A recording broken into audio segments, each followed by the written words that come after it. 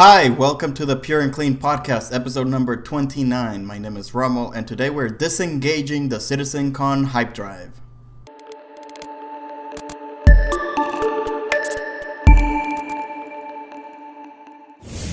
Alright, it's the day I'm recording this. It's Monday, October 10th. It's been a few hours after CitizenCon, and we are now officially disengaging the hype drive.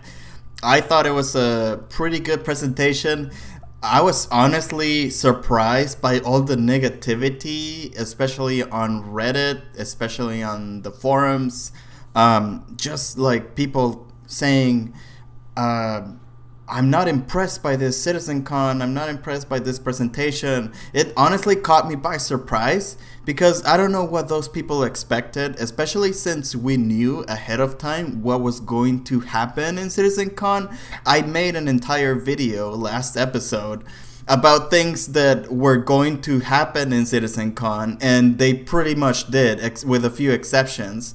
But for some reason, some people expected more. And I'm like, well, okay, like, what do you want from these people? Are you serious? Like, they're creating physics grid inside physics grid that seamlessly transitions from space into a satellite, into ground, and then into like freaking desert race. Then a giant worm comes out of nowhere. It's like, is that not impressive enough for you? Give me a break. I mean, I don't know. Some people and their negativity, man. But anyway, in our last video, we discussed things that were going to happen. And obviously, I got some things wrong. And this episode, I'm going to talk about the things that did not happen or are wrong from the last episode. The first thing is Star Citizen Spectrum. That was the big unveil that we did not anticipate at all. Star Citizen Spectrum is this sort of forum / chat / Discord, which it actually reminds me a lot of the Discourse forums. I don't know if you guys know about Joel Spolsky, or sorry,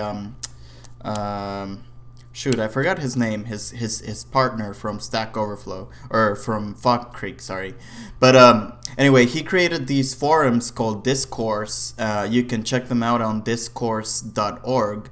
And they have these things like real-time threads. You get the notifications. It works on mobile. Star Citizen Spectrum is very much like that. And the initial reaction, judging by the Twitch chat, judging by the Reddit comments, is that Star Citizen Spectrum will be the Discord killer. The most important or the most interesting feature that they announced was the voice support and the mobile support that they will add later on. I think they said 6 to 8 weeks. Yeah, I have mixed feelings about this. It seems like it wants to do too much at once when other tools already have similar features. This is one of those things where you can legitimately criticize Chris Roberts over it, because in fact in the presentation they kept saying, you're not ambitious enough, and it's like, well, do you need to be that ambitious? Like, perhaps you should focus on creating tools for the community to create missions and levels, or to create APIs where programmers can create tools themselves. But no, they seem that they want to do this, and it doesn't seem like it will offer any access to APIs. So creating bots like we can in Discord or with forums is probably not possible. Which means that things like creating a bot that will post recent Star Citizen news or live Twitch streams, or a bot that will count, like one of the things that I wanted to do with the Pur'N'Kleen company is a bot that will count the number of hours that a player is online playing Star Citizen, and then use those numbers to distribute the paychecks for the org, like distribute the org bonuses.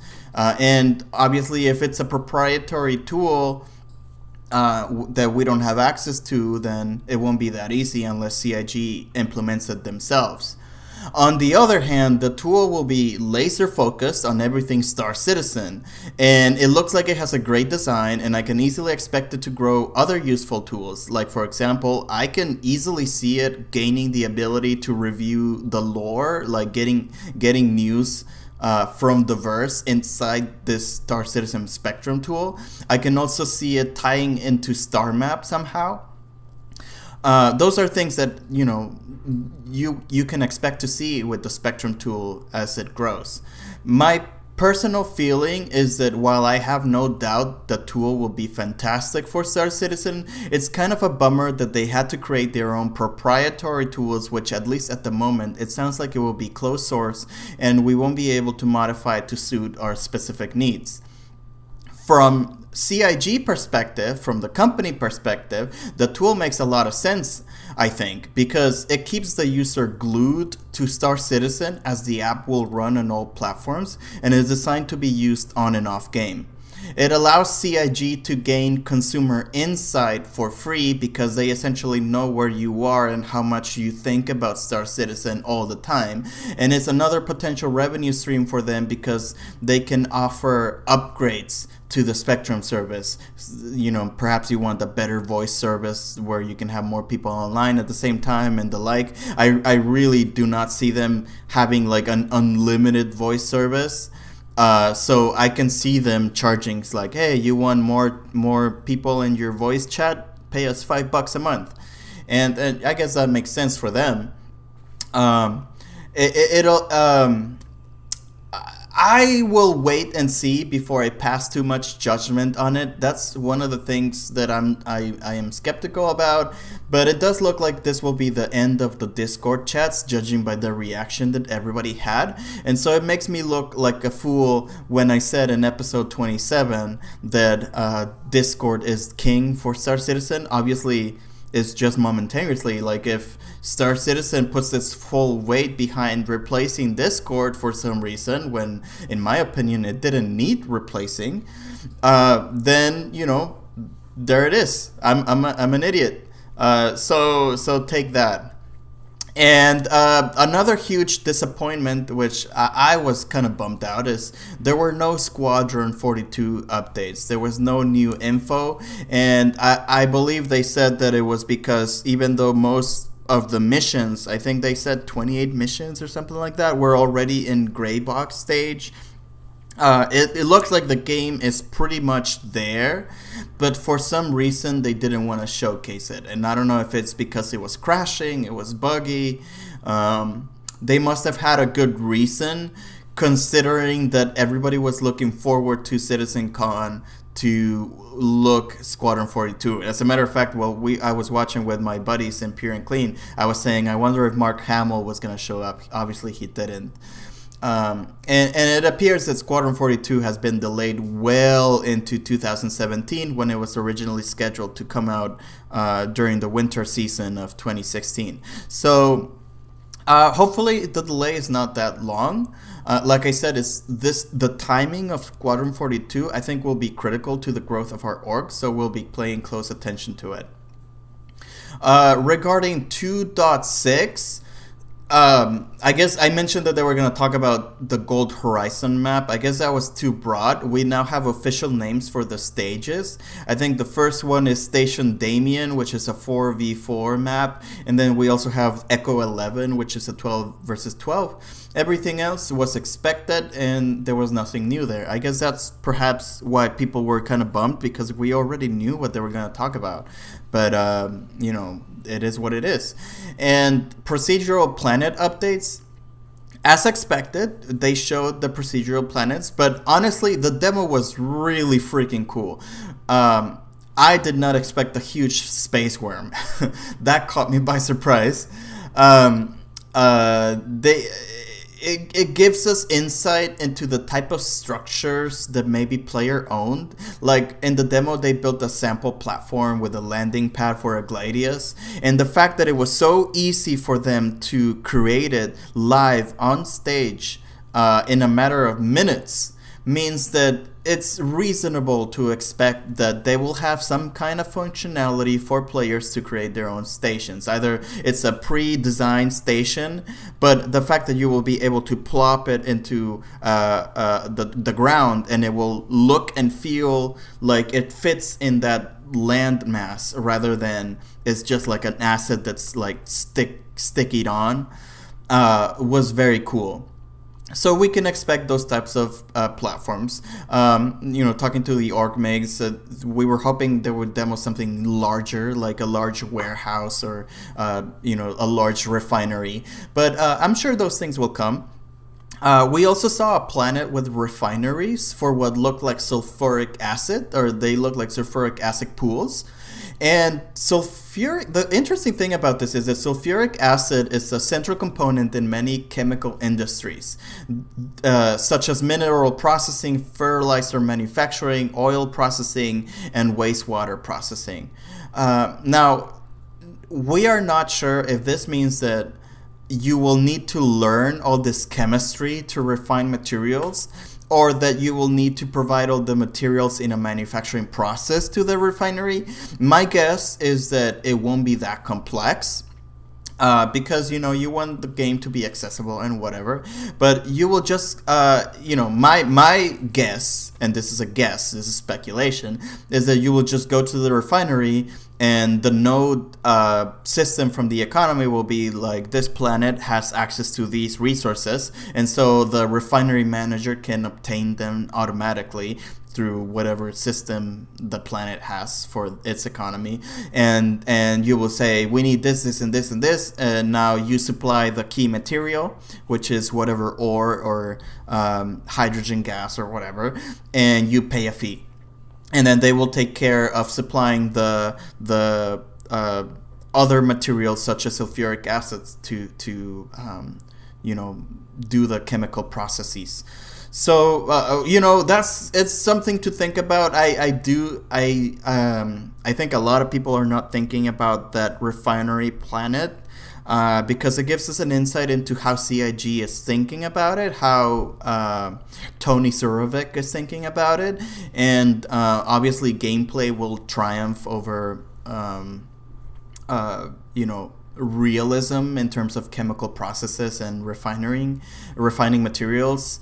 But we'll see.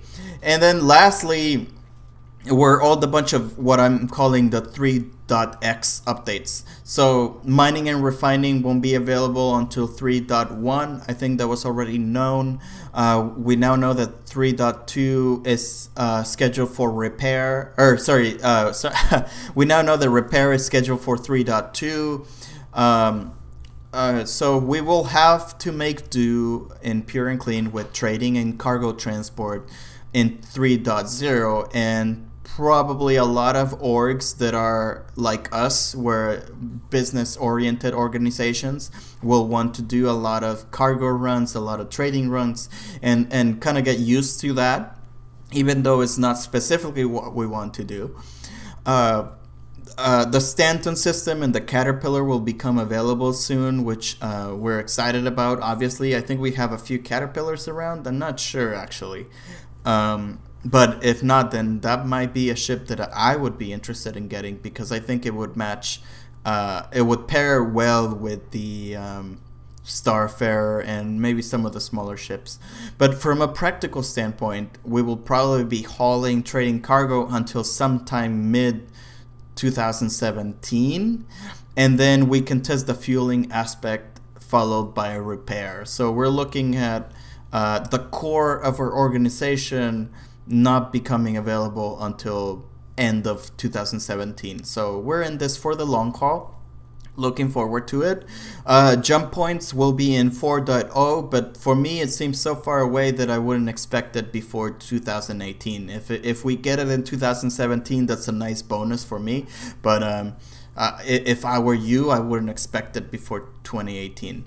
And that's about it. Obviously, I didn't cover everything. I didn't talk about the Polaris and stuff because I already covered some of that in the previous episode, and because this is more of a business-oriented podcast. But let me know what you thought of the CitizenCon event in the comments. This is this is all I have. So in conclusion, all quiet on the Western Front. I'm kind of disappointed in the community that they reacted so negatively.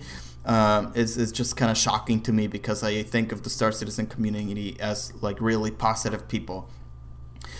Star Citizen development chugs along, and there have been really cool advances in design, physics, and gameplay, but the lack of information on Squadron 42 was a huge letdown. Spectrum was a huge surprise, however, and we're looking forward to compare it with Discord as our primary means of communication. It means that for Pur'N'Kleen, we probably will be switching from Discord to Spectrum if everybody else ends up switching. But we'll see. And then fuel and repair mechanics are still a bit of a wait, probably, let's say 3 to 6 or even 8 months. But the good news is that we will be able to test our Starfarer and Caterpillars and other cargo ships very, very soon. And as always, the Pur'N'Kleen podcast is a free Star Citizen podcast aimed at tackling the business side of the verse. Our episodes air every Monday. Thanks for liking, commenting, and subscribing, and I'll see you guys next Monday.